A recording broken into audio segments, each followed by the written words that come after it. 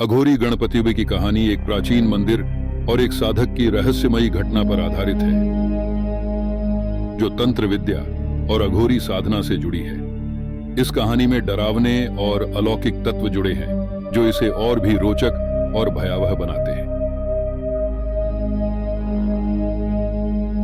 यह कहानी एक छोटे से गांव की है, जहां एक प्राचीन गणपति मंदिर स्थित था।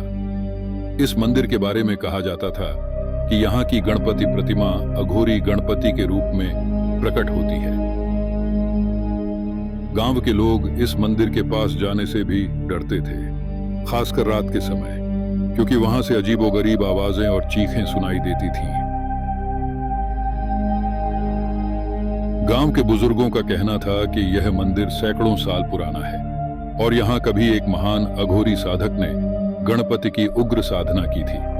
उसने इस मंदिर में अपने जीवन के अंतिम दिन तक तपस्या की थी। कहा जाता है कि उस साधक ने अघोरी गणपति का दर्शन किया और उनकी शक्ति प्राप्त की, लेकिन उसकी मृत्यु भी इसी मंदिर में रहस्यमयी परिस्थितियों में हो गई। इसके बाद से यह मंदिर प्रेतवाधित माना जाने लगा।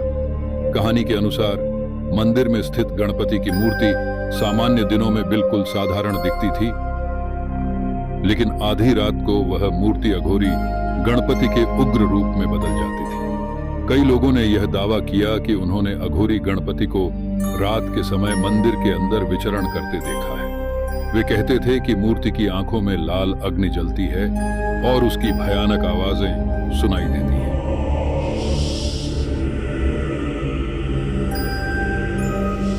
इस कारण गांव के लोग इस मंदिर के पास जाने से डरते थे। कई सालों बाद एक युवा तांत्रिक साधक गांव में आया। उसने अघोरी गणपति की कहानियों के बारे में सुना और इसे एक चुनौती के रूप में स्वीकार किया। उसने निश्चय किया कि वह मंदिर में जाकर अघोरी गणपति की साधना करेगा और उनसे आशीर्वाद प्राप्त करेगा। गांव वालों ने उसे बहुत समझाया, लेकिन उसने उनकी बात नहीं मानी। एक अंधेरी रात में साधक ने मंदिर के अंदर प्रवेश किया। उसने अघोरी गणपति की मूर्ति के सामने बैठकर साधना शुरू की। जैसे ही रात गहराती गई, मंदिर का माहौल और भी डरावना हो गया। अचानक साधक ने देखा कि मूर्ति का रूप बदलने लगा। गणपति की आंखें लाल हो गईं और उनके हाथों में त्रिशूल और खप्पर प्रकट हो गए। मंदिर में भयंकर हवा चलने लगी और चारों ओर से अजीबोगरीब आवाजें आने लगीं। साधक ने डर को अपने ऊपर हावी नहीं होने दिया और अपने मंत्रों का जाप जारी रखा।